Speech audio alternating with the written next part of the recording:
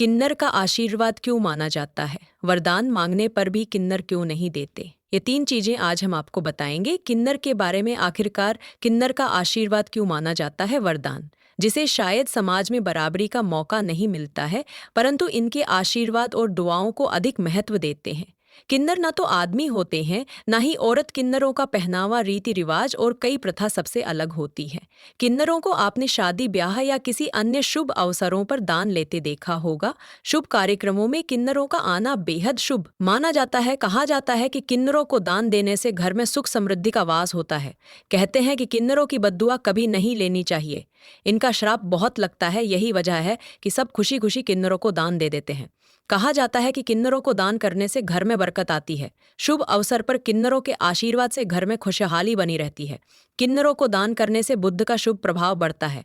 जिन व्यक्तियों की कुंडली में बुध की स्थिति कमजोर होती है, वह पैसों की तंगी, स्वास्थ्य संबंधी समस्याएं और कर्ज जैसी समस्या से ग्रसित रहते हैं। किन्नर के आशीर्वाद को वरदान माना जाता है। किन्नर नहीं देते रुपया। मान्यता है कि किन्नर खुश होकर किसी को आशीर्वाद और नाराज होकर श्राप भी दे देते हैं, लेकिन वह कभी किसी को अपने हाथ से रुपए नहीं देते। अगर आप किन्नर से 1 रुपए भी मांगते हैं, वो दे देते हैं, तो यह बहुत शुभ माना जाता है। अगर बुधवार के दिन किसी को किन्नर अपने हाथ से रुपए दें, तो फिर उसकी तरक्की कोई नहीं रोक पाता। इससे उसका बुध मजबूत हो जाता है और वह बुलंदियों को छूने लगता है। उसके जीवन में खुशियां आने लगती हैं। किन्नरों को यह दान करें। किन्नरों को आप कई चीज दान कर सकते हैं। उनको चावल का दान करना बेहद शुभ माना गया है। इससे मां लक्ष्मी बेहद प्रसन्न होती है। घर में कभी बाबू अन्न धन की कमी नहीं होती। इसके अलावा बुधवार के दिन किन्नरों को हरे रंग का वस्त्र दान करना चाहिए।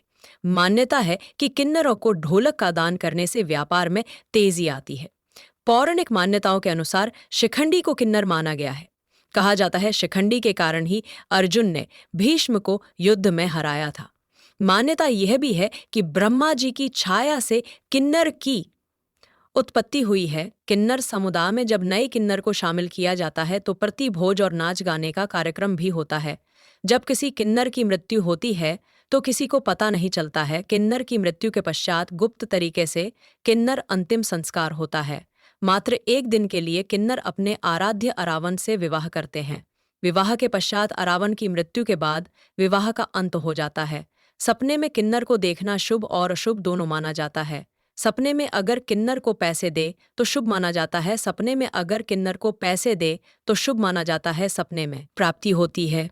प्रचलित कथाओं के अनुसार कहा जाता है, जब श्री राम जी को 14 वर्ष का वनवास मिला, इसके बाद श्री राम जी के भाई भरत और अयोध्यावासी श्री राम जी को मनाने के लिए गए कि श्री राम अयोध्या छोड़कर न जाए।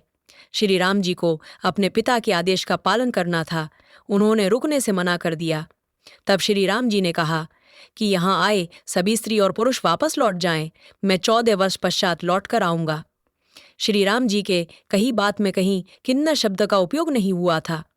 इसी कारण किन्नरों ने वहीं पर भगवान राम की प्रतीक्षा कि जब भगवान राम 14 वर्ष के वनवास के बाद वापस आए, किन्नरों की भक्ति को देखकर श्री राम जी चौंक गए।